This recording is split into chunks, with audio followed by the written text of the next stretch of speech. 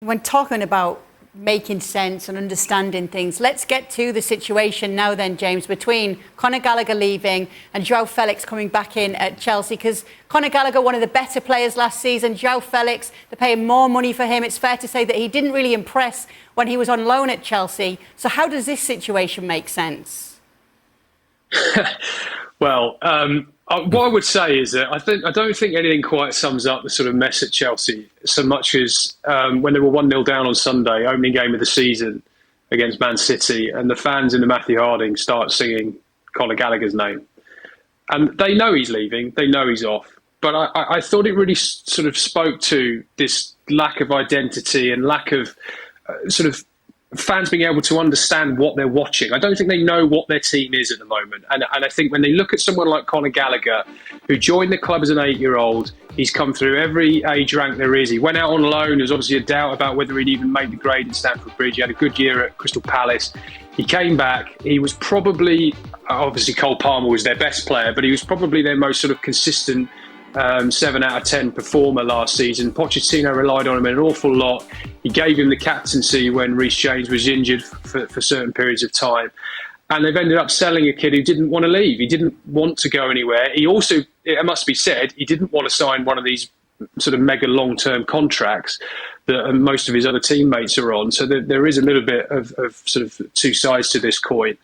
But I think when you lose a player like Conor Gallagher, primarily for profit and sustainability rules, if you sell a player who's come through your academy, that counts as pure profit. 100% of that, I think it's 34 million that they've got for him, that counts as pure profit on the balance sheet, and that is important to a team like Chelsea that's doing such great business and so signing so many players. I think when you lose a player like that, you lose a bit of the soul of the club. And I think Chelsea have lost a little bit of the sense of that of late. I think there's been so much turnover since the Olley Clear Lake takeover of a couple of years ago that I think players, like Conor Gallagher, who have got that genuine affinity, that genuine connection to the club, fans cling to them, especially in these sort of tumultuous times. So that is a big loss for them. I think on a sort of empathetic level, as much as on a technical level, good player, had his limitations, but certainly was committed and gave his all for the team.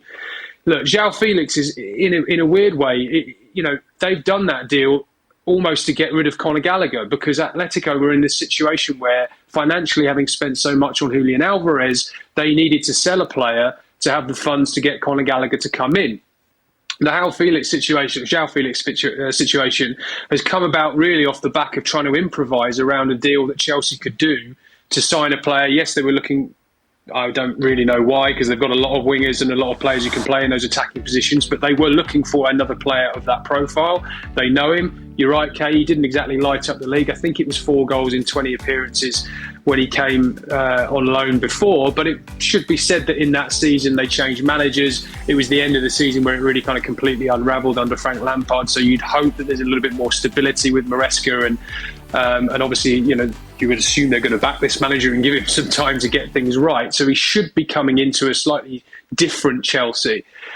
But it's not a signing. If I was a Chelsea fan, it's not a signing I'd be looking at thinking, yes, he fixes a hole in our team. Yes, he's going to take us to another level. It's another one who they've sort of thrown into the mix and so almost said to Maresca, right, go and make this work. Yeah, well, let's focus on that, where he does fit. We'll take a look at the Chelsea 11 from the weekend and how those pieces will fit, because it feels as though a little bit, we see Cole Palmer pushed out wide there. Perhaps Maresca's having to play a little bit of Tetris with where to put the players. Where does Joao Felix fit in that side for you, Olley? Well, where does Joao Felix fit in any side, to be honest with you? Because before we focus on Chelsea and where he fits in Chelsea, you have to ask the question, what is the best position of Joao Felix? And when was the last time that Joao Felix was actually an out-and-out starter consistently for any of the teams that he's been a part of, other than Benfica? Atletico Madrid, was he a starter? Not quite.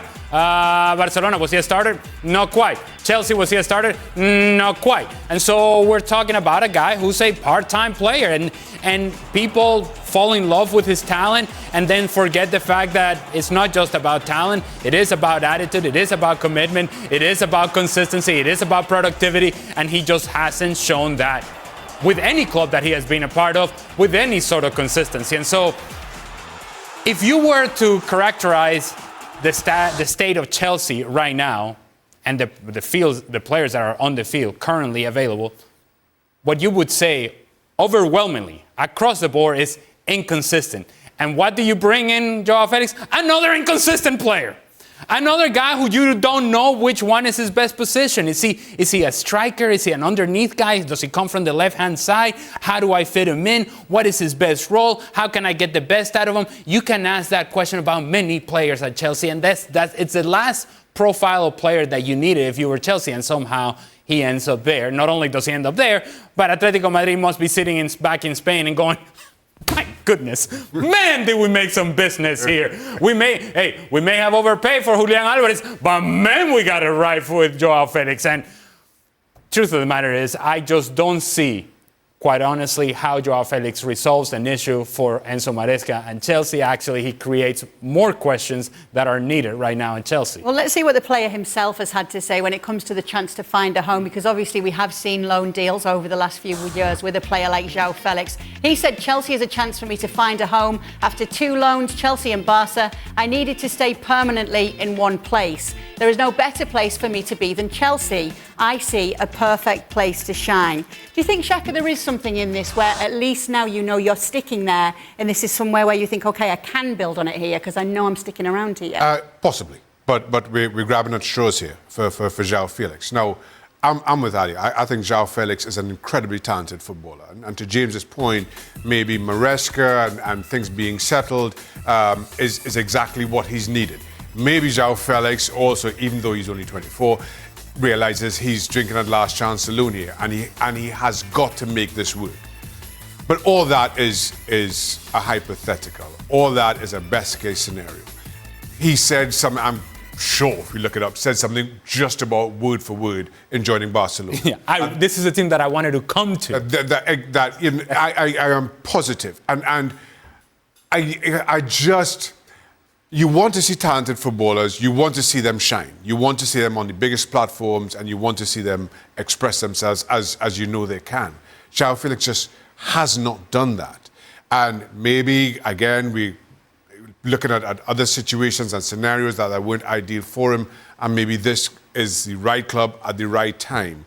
But there is nothing in his body of work leading up to this.